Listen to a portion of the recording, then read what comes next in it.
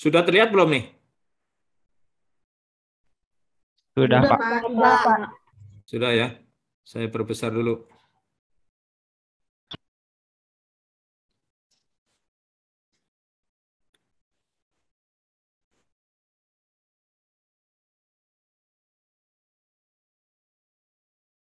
Nah, jadi topik atau pokok bahasan kedua ya, kuliah kedua komunikasi pembangunan ini berkaitan dengan pendekatan pembangunan ya, isu-isu pembangunan dan masalah komunikasi untuk pembangunan ya.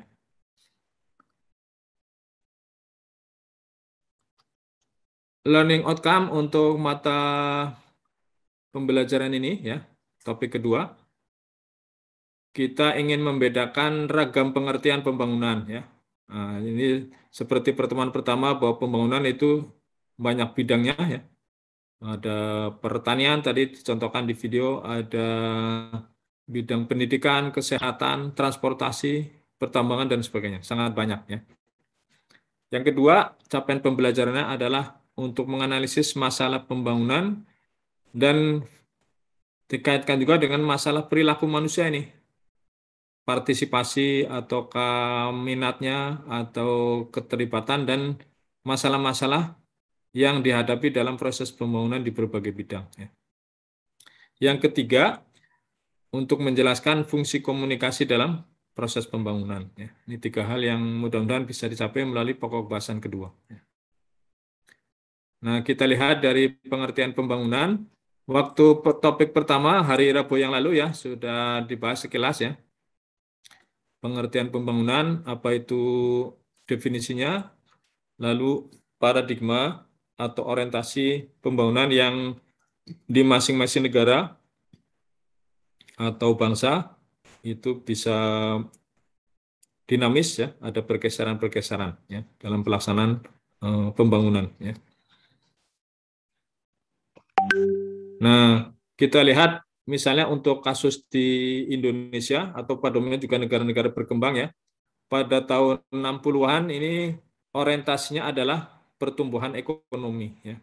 Karena kita lihat memang di samping masalah pangan, sandang ya, papan itu terlihat di masyarakat masih sangat terbatas, kurang ya.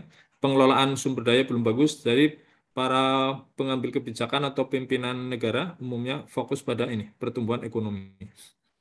Nah, kemudian menjelang 20 tahun ke depannya, tahun 1960 sampai 1980, ini ketergantungan ya. Jadi memang negara-negara yang sudah punya modal terutama di SDM-nya dan perilakunya bagus. Mungkin ada pernah melihat satu video di YouTube, saya kira bisa dilihat juga ya. Nanti kalau ada waktu boleh saya coba buka. Itu ternyata umur negara, ya, misalnya Mesir, India, ya, dan negara-negara lain yang dibentuknya atau diberdirikannya sudah cukup lama, ya, mungkin ada ratusan tahun atau lebih, ternyata tidak menjamin bahwa negara itu sudah bagus secara ekonomi atau secara kesejahteraan masyarakatnya. Ya. Nah, sementara negara-negara yang belum sampai 100 tahun, tapi komitmen masyarakat dan pengelolanya ditunjukkan dengan kinerja atau perilakunya bagus, itu lebih maju. Ya. Nah, misalnya mungkin kalau kita lihat Jepang, ya, kemudian negara-negara sebagian di Eropa, Selandia Baru termasuk ya, Singapura, ya, itu dianggap sebagai negara yang sudah lebih mandiri dibanding negara lainnya. Ditunjukkan dari penghasilan per kapita ya ataupun pengelolaan sumber daya yang lebih bagus dan efisien. Nah, di atas atau setelah tahun 80-an ini partisipasi kemandirian dan pemberdayaan serta keragaman budaya menjadi hal yang ikut mempengaruhi ya. Jadi keterlibatan memang terutama orang-orang yang sudah di masing-masing negara, orang-orang yang terdidik atau mau lebih maju itu mempengaruhi proses perkembangan masing-masing negara ya. Dan tentu potensi sumber daya yang ada ikut juga berperan ya sebagai salah satu modalnya. Jadi modal sumber daya alamnya, modal sumber daya manusia dan kesungguhan para warganya ya penduduk untuk lebih berkembang ya. Termasuk ini juga terjadi di negara kita. Apalagi juga peran ini ya, pimpinan ya, kebijakan-kebijakan yang ditentukan akan mempengaruhi kelancaran proses pembangunan masyarakat di masing-masing negara.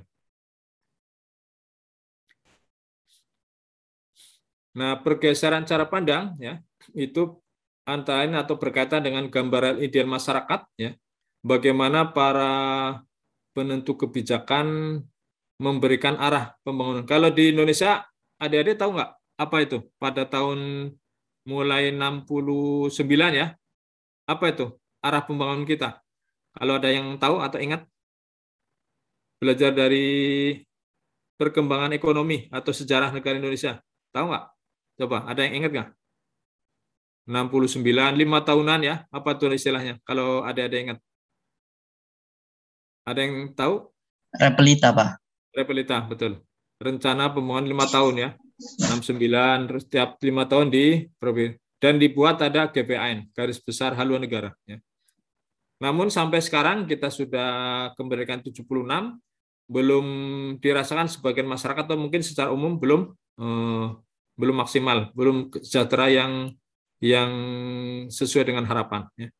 Meskipun secara modal sumber daya alamnya itu cukup banyak ya, namun ditengarai atau sekarang pengelolaannya mungkin kita bisa lihat ya, banyak pengelola-pengelola yang sumber daya alam itu tidak mandiri oleh kita ya, tergantung pada asing, sehingga hasilnya ataupun share-nya kita masih belum maksimal ya.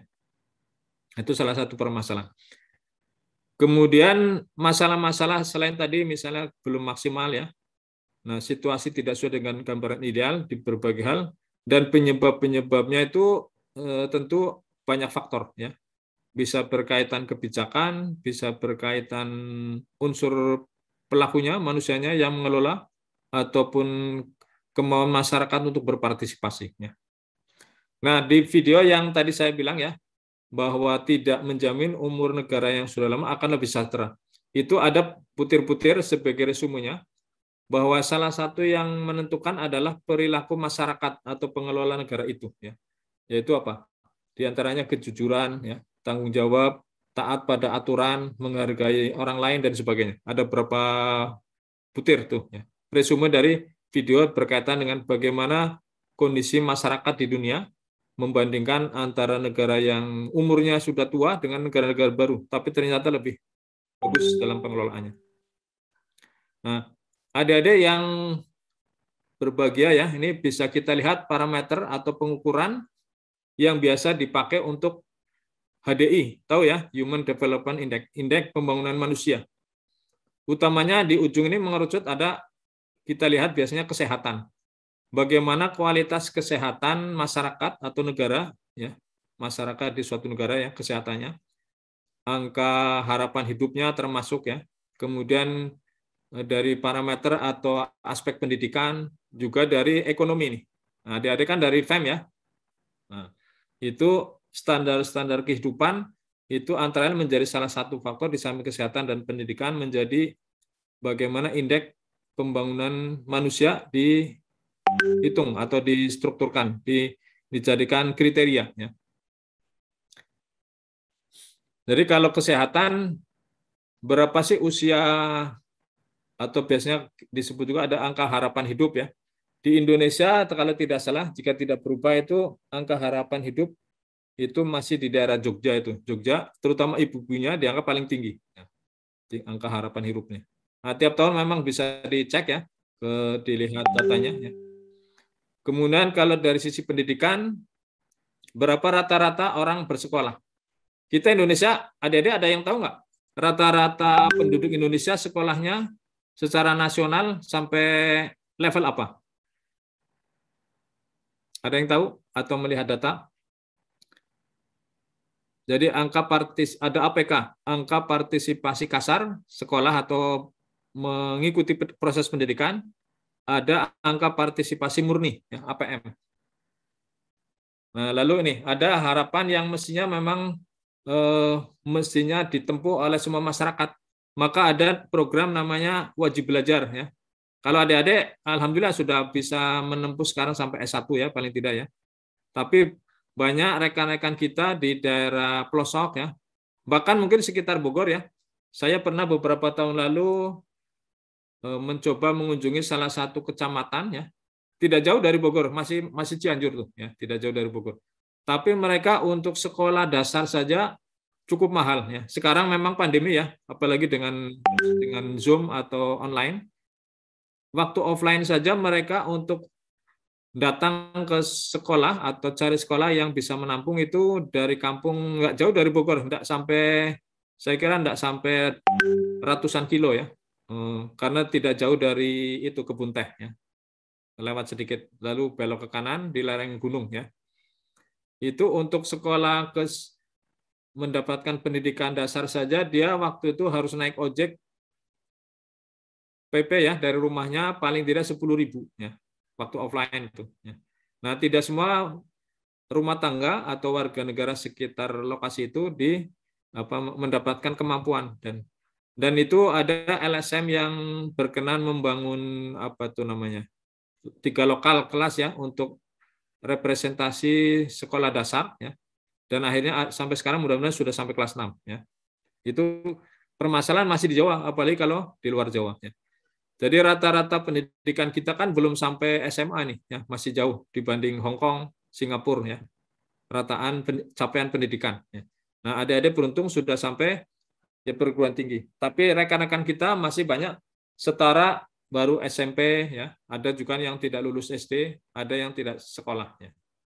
Oleh karena itu, kita semua yang mendapat kesempatan mesti dimanfaatkan dengan baik dan bisa untuk membantu atau mengajak ikut mendorong pembangunan dengan apa kepakaran atau bidang yang kita tekuni. Ini aspek pendidikan.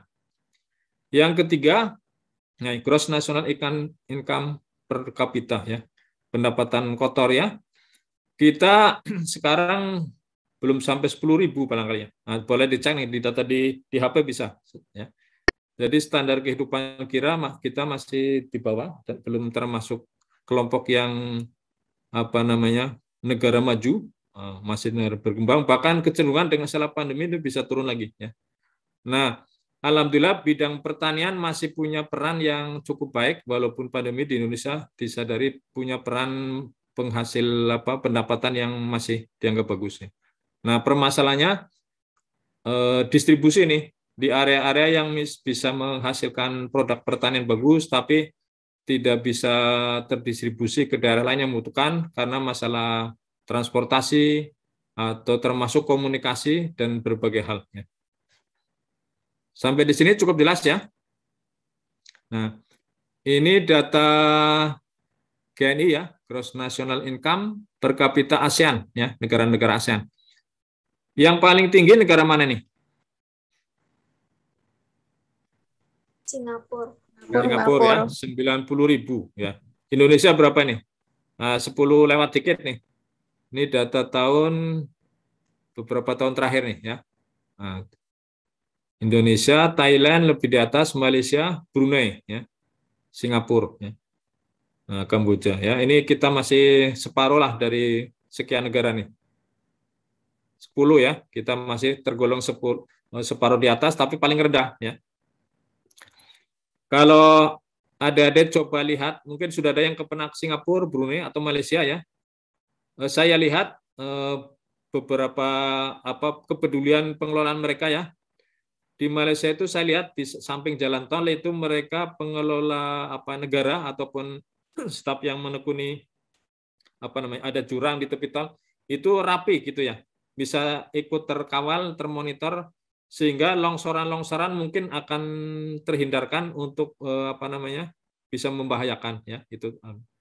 Di Brunei jalan tol gratis ya. Bahkan mereka punya range ya untuk menghasilkan keperluan dagingnya bagi warga. Konon ada sewa lahan atau kontrak dengan Australia ya. Nah, Singapura meskipun negaranya kecil sekitar seluas Jakarta ya, tapi pengelolaan berbagai halnya, manajemen mengenai tanaman atau taman ya itu dikelola dengan baik. Termasuk database-nya itu ada ya. Kapan tanaman itu dipotong, kapan dipupuk, perawatan yang itu masuk database. Sangat concern dengan berbagai hal di bidang yang memperlancar performa atau kinerja negara. Ya. Nah, semakin ke kanan itu performa berbagai hal tentu masih kurang bagus ya. Oke. Nah, bisa diupayakan berbagai hal, berarti proses peningkatan pembangunan dan upaya-upaya bagaimana mengkomunikasikan ya peran itu supaya lebih bagus di masa-masa berikutnya. Berikutnya nih GDP per kapita Indonesia nih sampai 4 tahun lalu nih ya 90 sampai 17 nih. Pada tahun 90 ya kita GDP-nya nih berapa tuh ya per kapita ya kurang dari 4.000 ya. 1990, 2000 lewat sedikit nih, kalau nggak salah 300-400-an. Terus naik ya. Nah, masalahnya kurs mata uang kita juga memang menurun ini ya nilainya. Nilai 2000 pada tahun 90 ini masih barangkali berapa kali lipat nih? 30 tahun yang lalu ya. Jadi harga mobil kalau tidak salah masih di bawah 10 juta mobil bagus nih. Ada kawan saya sekitar tahun 90-an ya, naik haji kemudian mendapat pengembalian karena kurs dolarnya nilai rupiah kita ada perubahan ya. Nah, yang pengembaliannya itu bisa untuk beli mobil ya. Seingat saya itu 6 juta masih dapat mobil Kijang waktu itu ya. Nah, itu tahun ini. Jadi kurs mata uang itu berbeda dengan kondisi sekarang ya. Nah, 2017 ini 12.000 lebih ya. Memang naik tapi dengan jumlah uang lebih banyak sekarang misalnya 10.000 dibanding tahun 2000 itu apa yang bisa dibeli masih nilai uang itu lebih bagus pada tahun 90 dibanding sekarang ya. Gaji pegawai negeri golongan 3 waktu itu sekitar 100-an lebih ya. Nah, sekarang memang bisa jutaan ya. Tapi nilainya kalau pegawai negeri baru barangkali 2 juta ya. Mungkin 10 kali lipat ya. Tapi nilai mata uang kita udah lebih rendah ya dibanding masa 30 tahun yang lalu ya. Itu ya. Meskipun angkanya lebih tinggi ya. Nah, kita bisa lihat di tabel atau gambar ini ya. Tren HDI ya yang bisa dilihat untuk kasus Indonesia. Life expectancy itu yang biru nih ya. Ini memang bagus ya dengan capaian 0,6 lebih nih sampai 0,7 nih dari 90 sampai 2017. Kemudian yang ini pendidikan terlihat ya agak buram sedikit nih. 90 nih sampai 2017 ini 0,6 lebih ya. Naik juga ya. Kemudian GNI per kapita nih naik turun sedikit lalu tahun 2000 karena krismon nih ya. Lalu naik lagi sampai sekarang. Nah, sementara yang Human Development Index itu memang naik terus. Tetapi kalau kita cermati posisi Indonesia di seluruh jajaran ranking dunia itu berubah-ubah ya. Pernah 108, pernah 110, 111. Nah, gitu. Banyak faktor yang menyebabkan itu termasuk krisis ekonomi mempengaruhi. Kemudian coba kita bandingkan nih dengan Cina dan Thailand ya. Thailand yang merah ya. Dari 90 sampai 4 tahun lalu nih ya. Kemudian Cina itu yang biru nih. Cina cukup tadinya tahun 90 termasuk rendah tapi melejit nih ya. Bahkan sekarang sudah terkategorikan persaingan dengan negara maju lain ya. Ini Cina sudah ambil peran ya. Kemudian yang Indonesia ini ya. Tadi sekitar 2000 terus sampai ini ya. Dan Human Development Index-nya menjadi terpengaruh juga oleh ini ya. Memang naik cuma lebih landai ya. Oke. Baik, sampai sini mudah-mudahan bisa dipahami ya. Nah, hal yang lain kalau kita cermati misalnya terkait dengan jumlah penduduk miskin Indonesia. Memang terus menurun ya. Data BPS pada Maret 2018 angka penduduk miskin Indonesia 25,95 juta orang ya. Nah, ada sebenarnya data sensus terbaru 2020 ya. Boleh nanti kita untuk apa namanya perbandingan ya. Kemudian angka kemiskinan di Indonesia dalam 5 tahun terakhir ya, kita lihat nih, kita cermati 11,25, 11,22, 10,86, 10,64 dan 9,82. Ya. Itu menurun ya. Nah, bisa kita cek lagi nanti tiap tahun dan sampai program-program cermatan yang sensus ya.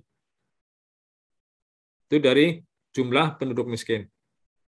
Dari sisi program prioritasnya ya, supaya ada pertumbuhan yang lebih merata, terutama juga dengan upaya untuk meningkatkan investasi dan infrastruktur yang mendukung pemerataan ya. Ini terlihat dari rencana kerja pemerintah. Misalnya ini tahun 2018 ya, ada 10 hal nih. Revolusi mental ya untuk pendidikan, kemudian kesetaraan gender, pembangunan berkelanjutan ya. Ada perubahan iklim ya. Nah, ini salah satu isu yang ke depan penting ya. Beberapa hari lalu di Kompas atau beberapa media muncul isu terkait dengan kemungkinan tahun 2030 termasuk Jakarta banjir atau kota-kota di tepi pulau ya. Nah, itu ya. Karena perubahan iklim. Kemudian tata kelola pemerintahan ya, ketahanan energi, ketahanan pangan.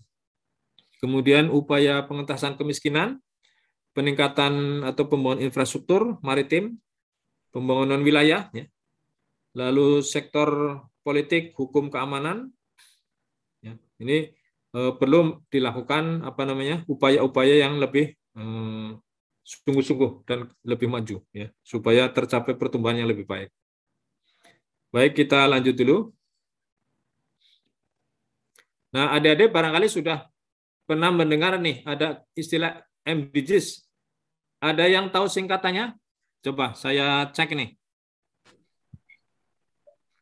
Siapa yang tahu singkatan MDGs?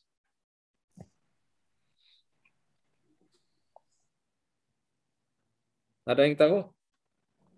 Millennium Development Goals, Pak. Millennium Development Goals, ya betul. Siapa ya yang jawab ya? Monik, Pak. Monika, oke ya bagus, betul ya. Nah, tahu nggak periodenya sampai kapan? Millennium Development Goals. Tahu Monika? 2015. Ya, 2015 ya. Sekarang namanya apa nih setelah MDGs? Coba saya cek Yogi Wangsa ada nggak? Ada, Pak. Yogi Wangsa. Ini kan sampai 2015. Setelah itu digunakan apa itu? Untuk sustainability pembangunan, keberlanjutan pembangunan. Dan SDGs itu bukan, Pak? Ya? SDGs bukan? Ya, betul, SDGs. Singkatannya tahu? Tahu, Pak. Ya, singkatannya? Sustainable Development Goals. Ya, tinggal diganti M menjadi S ya. Oke. Baik.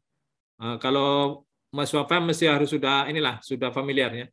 Nah, pada saat MDGs nih ya, era sebelumnya nih, ada 8 hal ya, yaitu nih berkaitan dengan mengupayakan upaya menghilangkan kemiskinan, kelaparan ya. Nah, itu kemudian pendidikan ya.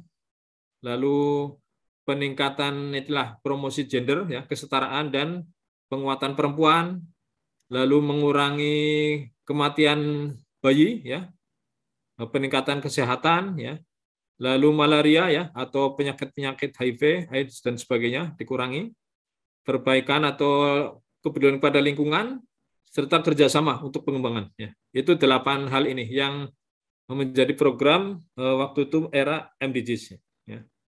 Kita beberapa saya kira memang perhatian juga untuk pelaksanaan program tersebut ya. Nah, selanjutnya adalah ini ya, SDGs. Ada berapa nih? 17 ya. SDGs. Ini dalam terminologi bahasa Inggrisnya ya. Yang penerjemahannya ini. Nah, ini. Ada 17 ya. bagaimana supaya tidak ada lagi kemiskinan, tidak ada kelaparan, kesehatan dan kesejahteraan yang baik, ya.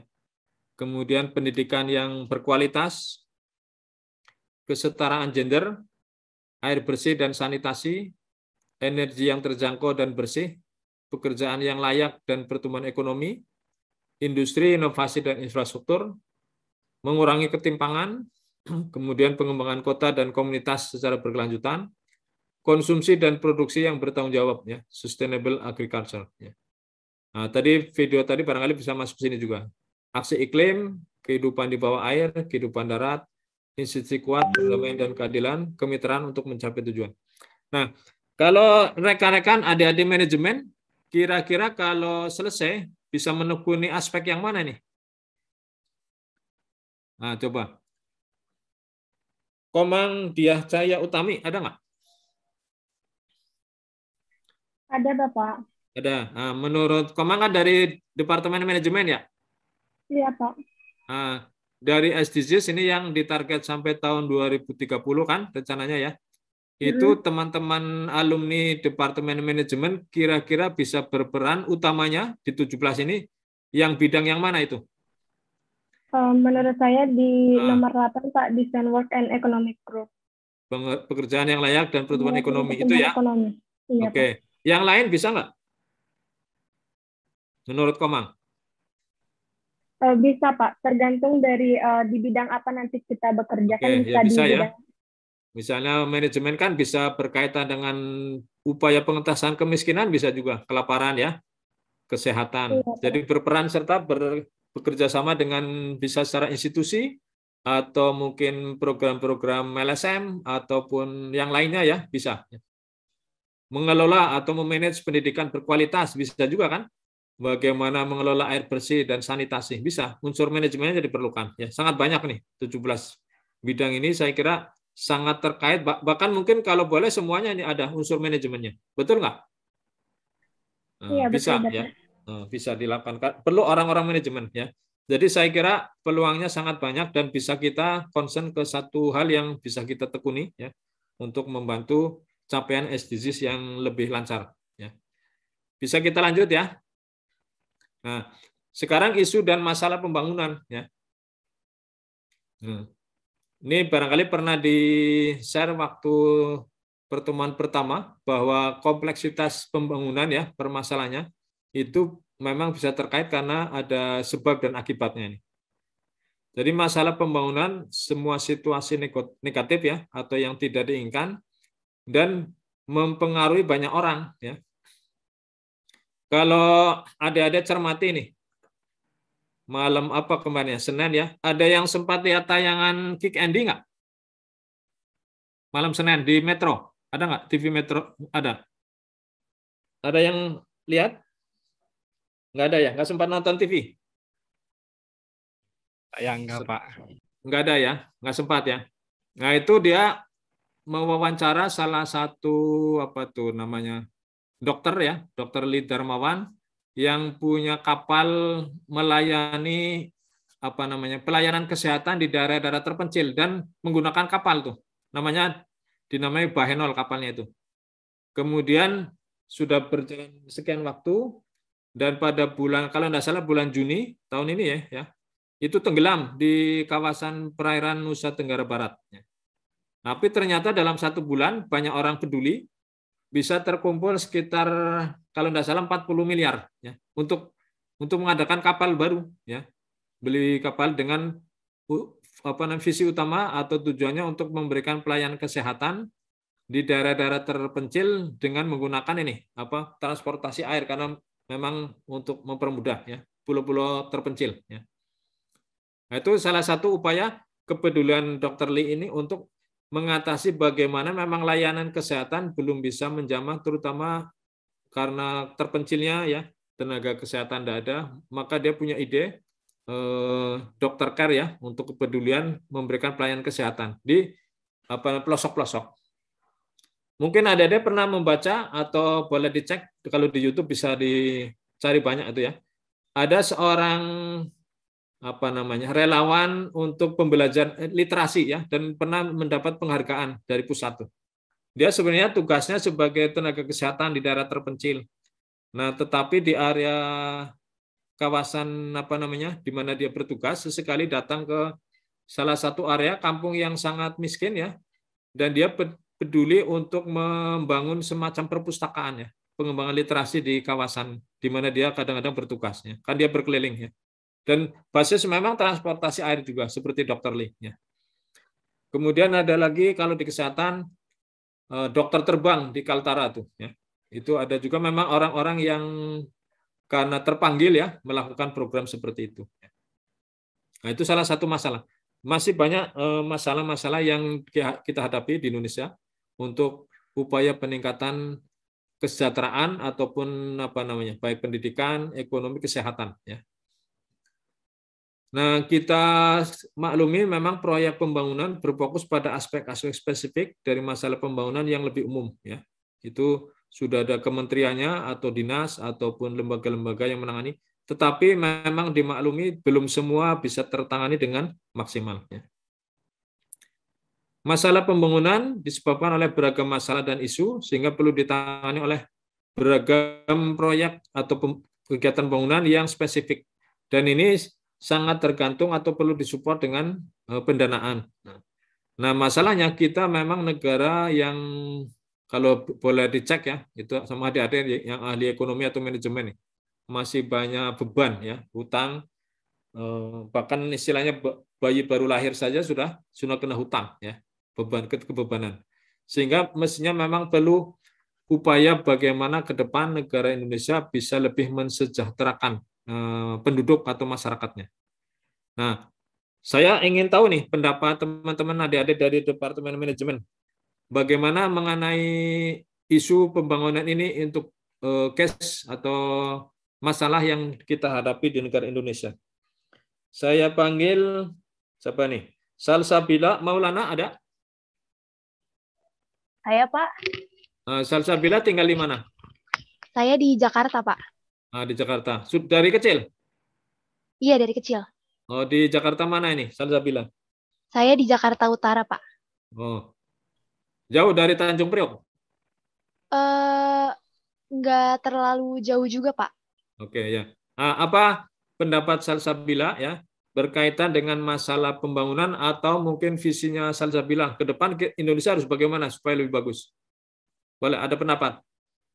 Oh, kalau yang saya lihat dari daerah saya ya, Pak, karena saya Ya. tinggalnya ada di Dari tengah-tengah. kecil di jadi, situ ya? Di Jakarta? Iya, dari kecil. Iya, dari Bagaimana? kecil. Ya, saya kan ada di Kecamatan Cilincing, jadi Oh, dekat ke Cilincing, arah, ya. Oke. dekat ke arah Kelapa Gading, Ya. sama di Kalibaru di Cilincing. Termasuk Nah, suka kebanjiran nggak? kalau di rumah saya sih enggak, Pak. Enggak ya. Enggak. Terus? Kalau yang saya lihat sih ya karena saya ada di tengah-tengah ya, jadi kalau kita ke arah Kelapa Gading, pembangunannya pasti sangat-sangat berbeda karena yang tinggal juga orang-orang yang berekonomi menengah ke atas gitu. Kalau kita ke arah Kalibaru itu daerahnya benar-benar beda sama di Kelapa Gading gitu. Jadi menurut saya Kontras, pembangunannya ya kontras. Jadi pembangunannya walaupun masih di dalam satu daerah belum merata gitu, Pak. Iya. Oke. Baik Jadi secara pembangunan apa atau yang menurut Salsabila perlu dilakukan ke depan dengan kondisi seperti itu?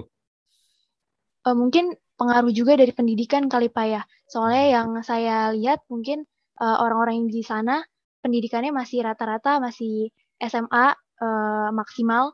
Jadi mungkin lebih apa ya? Ditingkatkan lagi ininya apa namanya pentingnya pendidikan tinggi gitu Pak untuk orang-orang di daerah yang seperti itu gitu Pak. Ya. Oke, terima kasih. Saya minta satu lagi. Sarah Yuliana ada? Sarah. Bapak. Ya, Sarah tinggal di mana? Di Jakarta, Pak. Di daerah mana? Di dekat Wali Kota Jakarta Timur. Oh, ya Jakarta Timur. Ya. Ada komplek namanya Eramas ya? Tahu? Iya. Sebelah mana? Dekat situ. Ada ke situ. Coba menurut Sarah gimana mengenai masalah pembangunan dan boleh kaitkan dengan bagaimana komunikasi bisa berperan menurut Sarah. Komunikasi bisa berperan dalam untuk mengatasi masalah pembangunan. Oke. Jadi gini Pak, di daerah Eramas itu ya Pak, kan saya dekat situ juga. Itu menurut saya untuk komunikasinya itu pembangunannya di situ udah lumayan bagus. Kalau ini saya cerita tentang Eramas di situ udah lumayan baik Pak. Karena kenapa baik? Di situ di Eramas itu bukan hanya sekedar komplek gitu. Di situ pembangunannya tuh udah mulai ada taman bermain, kolam berenang dan sebagainya macamnya yang bisa. Ada juga itu ya, sekolah apa yang pendidikan di situ ya? Iya, ada juga kayak PAUD gitu Pak. Ya. Gitu. Jadi menurut saya kayak dengan adanya fasilitas seperti itu buat para penduduk di situ jadi apa ya? Jadi tambah dekat lagi dengan para tetangganya atau apa ya. Jadi stigma-stigma negatif tentang kayak orang komplek itu cuman bisa kayak peduli dengan dirinya masing-masing. Menurut saya kalau di situ di daerah itu enggak ya Pak, karena setiap pagi kadang-kadang kalau untuk lari pagi dan sebagainya macamnya bertegur sapa sama orang yang kita nggak kenal aja itu kadang bertegur sapa. Jadi pembangunannya atau untuk aspek sumber daya manusianya nggak ngenal buluk juga. Di situ kan rata-rata kan ada yang rumahnya tinggi, ada yang rumahnya juga nggak terlalu bagus gitu, ada yang sebagainya macamnya. Jadi tetap apa sih komunikasinya antar warga di situ bagus. Dan juga saya pernah dengar kayak pernah kasus waktu itu kayak tetangganya sakit di situ Pak. Jadi ada salah satu rumah yang dianya cuma berdua sama kakaknya, terus kayak tetangganya tuh nolongin gitu.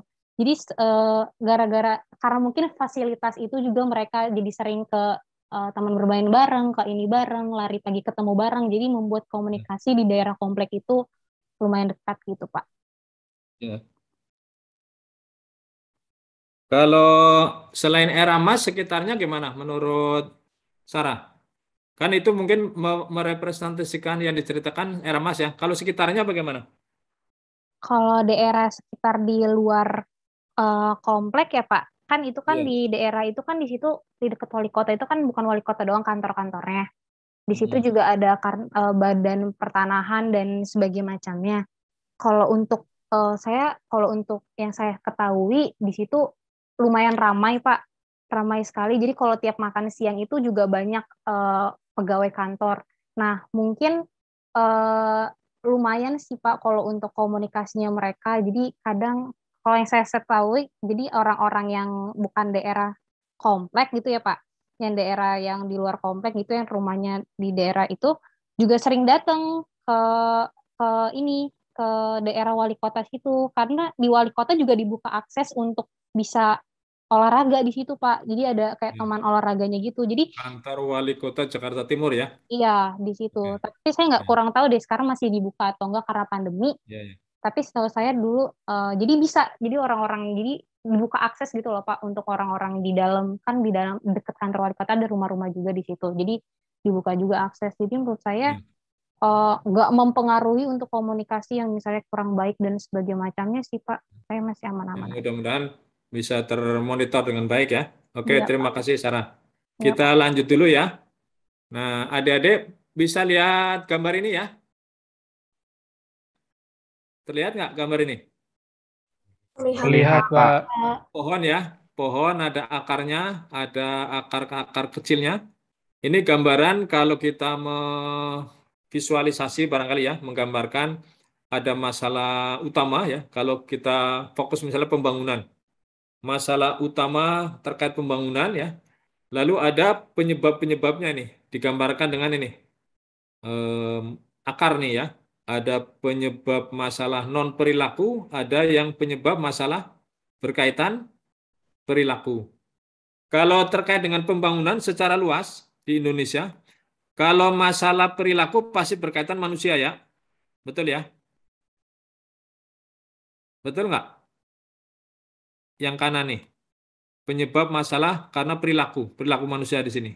Nah, kalau yang non perilaku apa misalnya itu? Ada yang bisa kasih contoh? Ferdi ada nggak Ferdi? Ada, Pak. Nah, Ferdi coba. Kalau berkaitan masalah pembangunan ya, yang kita pengen lihat penyebabnya itu masalah non perilaku misalnya apa ya? Ada nggak? Non perilaku berarti yang non manusia.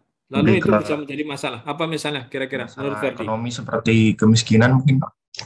Ya, itu artinya bukan dari aspek perilakunya ya, yang non perilaku nih. Kalau umumnya kan banyak negara-negara yang mengalami keterbatasan sumber daya ya. Kalau di kita sebenarnya cukup banyak kan? Coba pertanian, perikanan, hutan, banyak pohon, tambang juga banyak. Nah, berarti apa itu sebenarnya? Contoh lain yang sebenarnya termasuk non perilaku.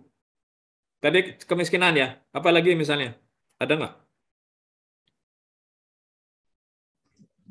Ini Bukan Pak, faktor manusianya. Ya. izin menjawab Pak. Nah, siapa ini? Fitroh Pak. Oh ya, silakan. Seperti alamnya sih Pak, kayak sumber daya alamnya. Kayak Sumber daya alam. iklimnya juga, kan setiap negara tuh beda-beda gitu. Di Ya. Indonesia mungkin Kalau cuma Indonesia apa itu masalahnya kira-kira? Indonesia mungkin ini sih Pak, kalau nggak salah tuh menurut data tuh termasuk negara yang paling banyak dikelilingi oleh gunung berapi. Dan Ya, itu gunung pasti kan berapi. ketika gunung berapi itu meletus gitu, pasti itu juga merusak infrastruktur pembangunan yang udah dibangun juga gitu. Ya, oke. Contoh lain ya, misalnya ini. Indonesia ada berapa pulau? Besar ya, dan kecil-kecil banyak sekali ya. Jadi Yap. kenapa dulu almarhum Pak Habibie ingin membuat pesawat kecil, tetapi akhirnya tidak berkelanjutan tuh program itu ya. Itu sebenarnya kalau dikembangkan bagus, kalau adik-adik pernah atau yang rumahnya sekitar Maluku atau pulau-pulau kecil ya, itu kan sekarang transportasi berbasis air ya, dengan perairan mahal ya. Nah, kalau ada pesawat-pesawat yang bisa untuk lintas pulau kecil sebenarnya bagus tuh. Kalau di kita ya. Nah, itu dulu sebenarnya ide Pak Habib sangat bagus tuh, hanya tidak berproses ya, tidak berkelanjutan. Jadi kalau pernah saya misalnya ke Maluku Utara ya, kalau dari satu pulau ke pulau lain mengandalkan apa namanya? eh, speed ataupun kapal motor itu di samping cuaca juga kadang-kadang apa tidak selalu ini kondusif ya. Pernah satu kali kami ada tim pengajar IPB di Nusa Tenggara Barat nih, mau sudah turun di Lombok, mau nyebrang ya, nggak bisa karena gelombang tinggi sekali. Nah, beruntung kami punya apa rekanan yang punya ini pesawat yang bisa apa namanya hinggap di laut ya, di pantai, naiknya juga begitu. Jadi kami dipinjami pesawat ya, memang kapasitas tidak banyak, tapi alhamdulillah tim jadi sesuai jadwal bisa berlangsung lancar. Nah, kalau kita punya apa model transportasi yang mengikuti ini, jadi bukan perilaku nih, jadi potensi pengembangannya supaya apa menyesuaikan dengan permasalahan lokasi atau keperluan transportasi itu sebenarnya bisa dikembangkan ya penyebab masalah non perilaku ya kaitan dengan misalnya topografi atau keadaan apa namanya wilayah gitu ya atau musim misalnya itu termasuk bisa disiasati ya. Boleh kita lanjut ya. Baik, terima kasih kepada rekan-rekan yang sudah kasih saran. Nah, kita perjelas nih mulai dari masalah yang berkaitan perilaku ya, perilaku manusia. Nah, caranya kira-kira apa ini kalau sebelum kita urai satu persatu nih? Masalah yang terkait dengan perilaku, penyelesaiannya kira-kira harus bagaimana? Ada pendapat? Mediana ada nggak ya? Halo, Mediana ada?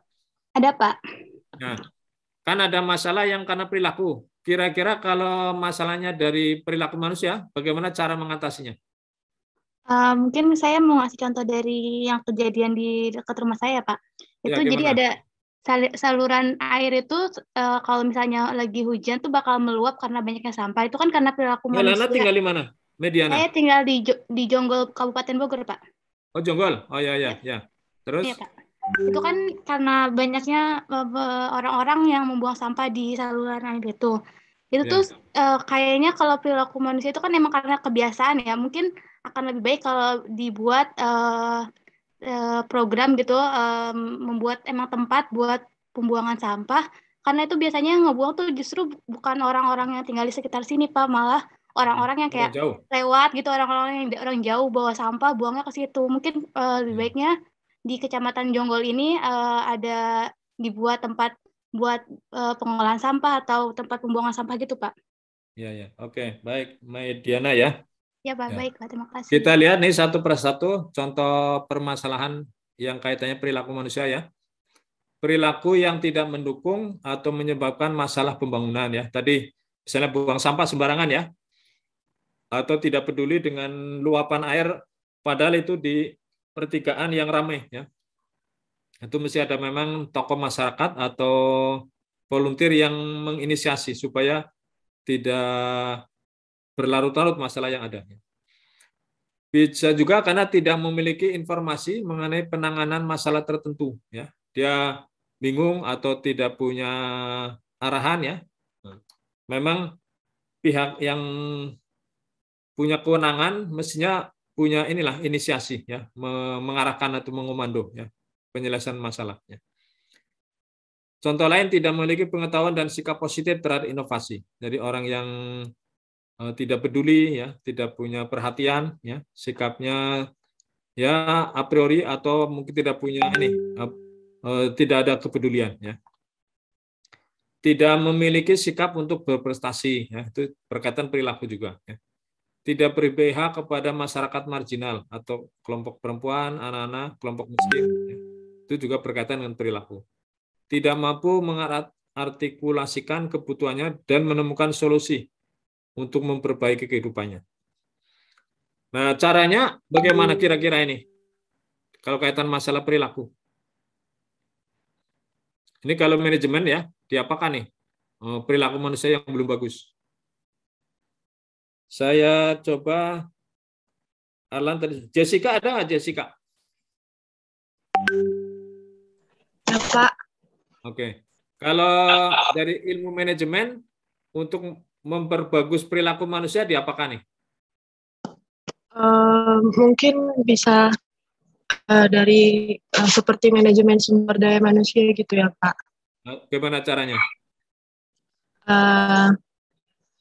Sumber daya manusia itu harus ditingkatkan seperti pendidikannya, terus lebih ke cara pola pikir masyarakat gitu, Pak. Soalnya ya, Pak. Ya, soalnya banyak pola pikir masyarakat itu yang masih kuno dan menganggap sesuatu itu seperti stigma zaman-zaman dulu gitu, Pak. Jadi lebih ke pengembangan pola pikir masyarakat, Pak.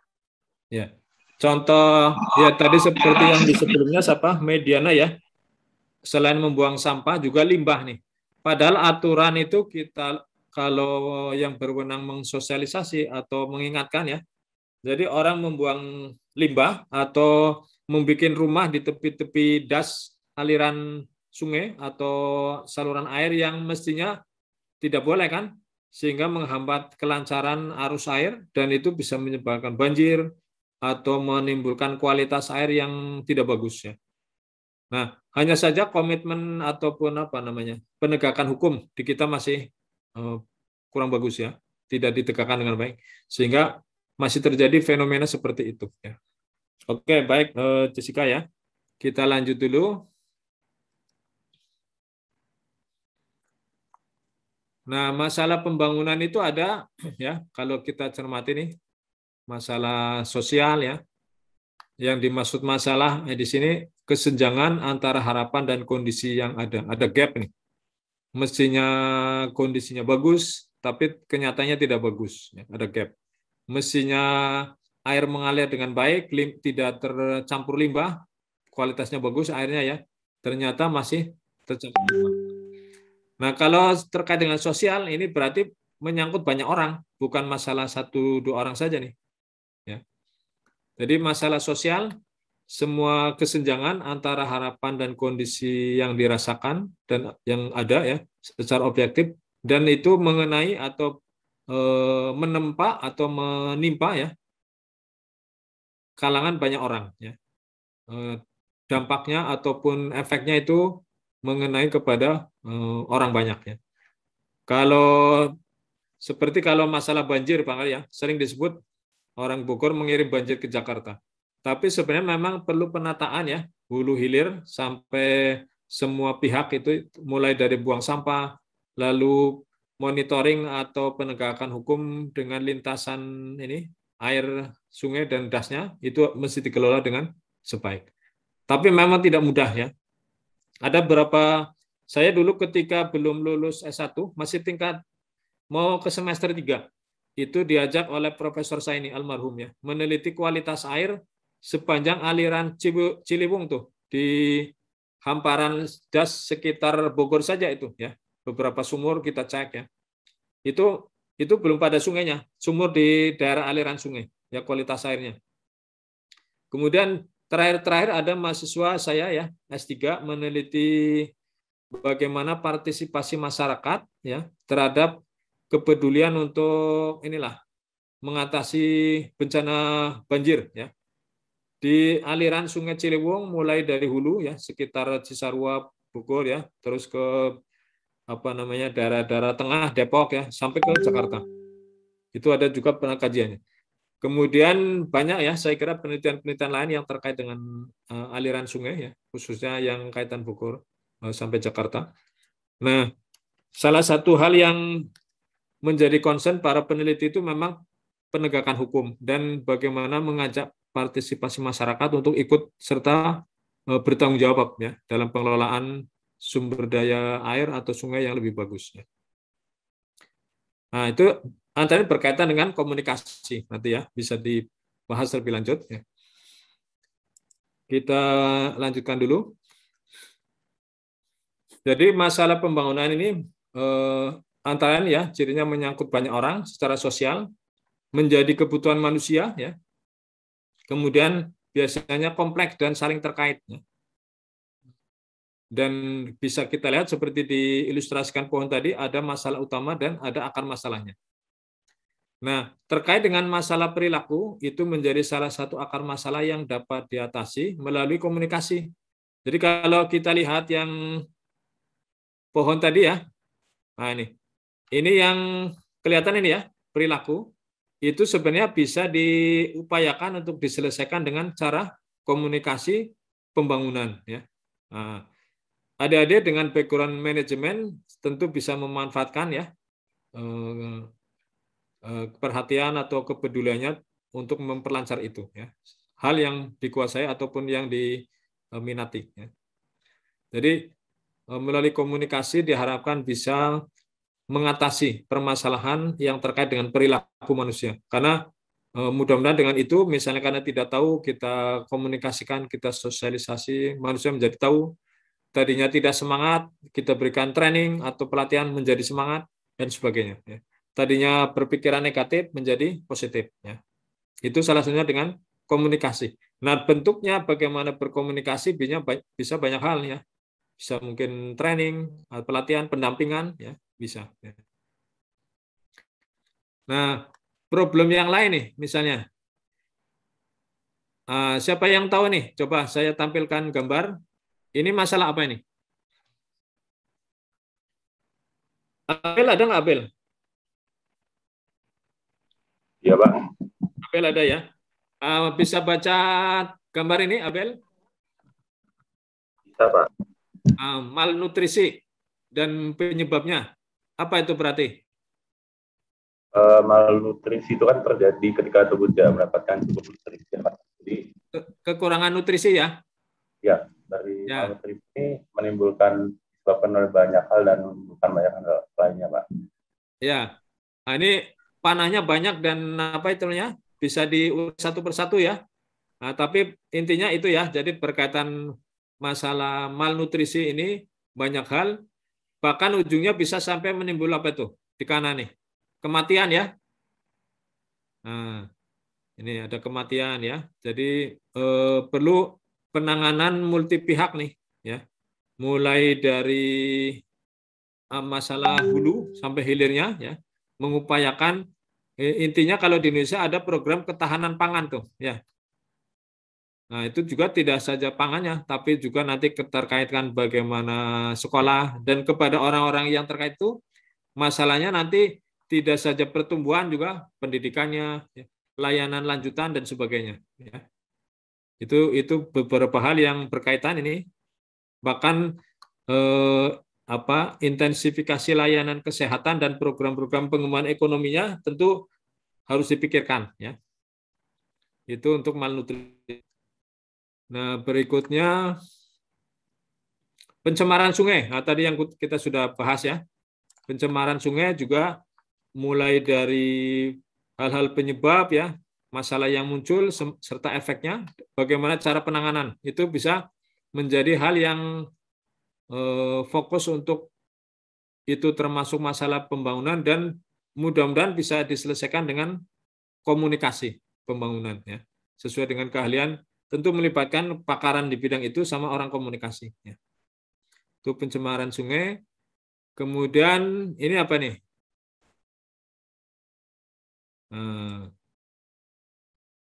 Kekeringan ya.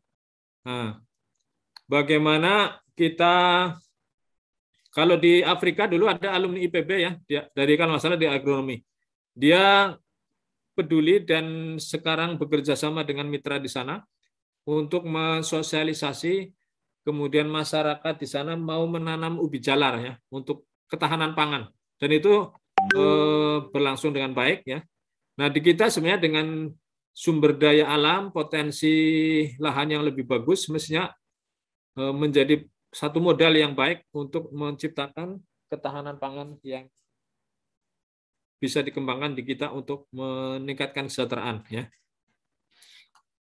Juga potensi-potensi lain dengan, karena keterbatasan misalnya di daerah pantai ya, para peneliti mengupayakan untuk misalnya apakah terkait dengan padi ya, disesuaikan dengan iklim atau apa namanya habitat yang ada ya, yang lahan di pesisir pantai, kemudian pengelolaan lain yang berbasis pada potensi sumber daya setempat ya. Jadi pendeknya sebenarnya bisa dipelajari ya kalau manusia mengupayakan ya. Nah, yang ketiga, pengertian komunikasi pembangunan. Semua upaya strategis menggunakan media dan komunikasi ya untuk menangani masalah sosial dalam rangka mencapai kehidupan manusia yang lebih baik. Nah, strategis ini berkaitan dengan bagaimana tujuan dan cara mencapai secara sistematis ya. Ada arahnya, bagaimana step-stepnya atau tahapannya.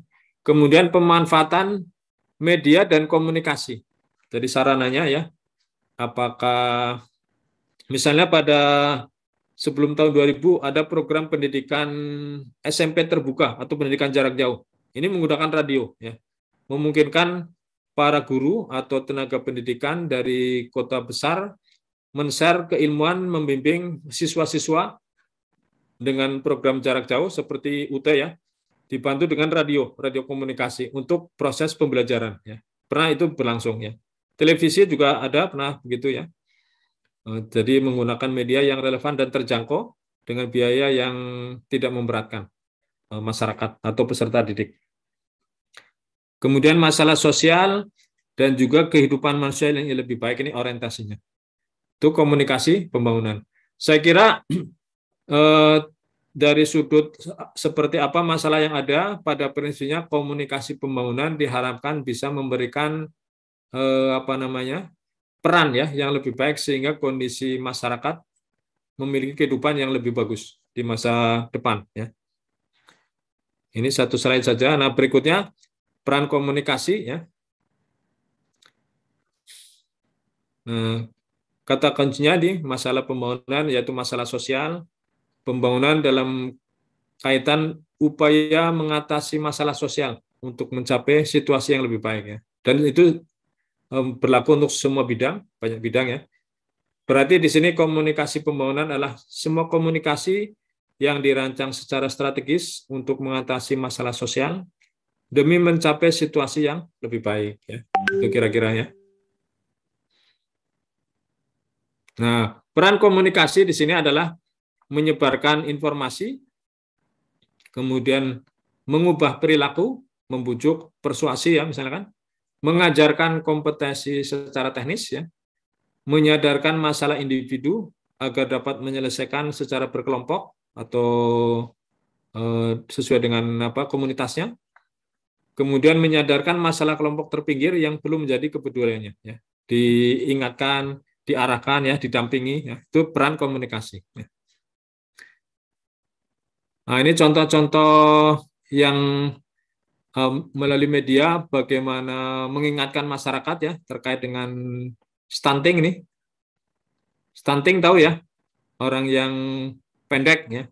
Nah, kalau dibanding orang normal seusia sama tapi dia tingginya lebih pendek tuh ya. Ini pada tahun 2018 kira-kira ada 8 juta ya, anak Indonesia mengalami gangguan pertumbuhan ya. Jadi keadaan tubuh yang sangat pendek dilihat dengan standar buku atau kondisi normal ya. Nah, penyebab stunting antara lain kurangnya pengetahuan ibu mengenai kesehatan gizi ya. Kurangnya akses ke makanan bergizi, terbatasnya layanan kesehatan ya, dan kurangnya akses air bersih dan sanitasi. Oke, ini contoh ya. Kemudian perubahan iklim. Ini juga perlu dipahami berkaitan dengan dampak baik secara dari sisi kesehatan maupun yang lainnya. Muncul kasus DBD misalkan. Kemudian ini ancaman ya di DKI ini berkaitan DBD. Diilustrasikan dengan data-data pendukung ya.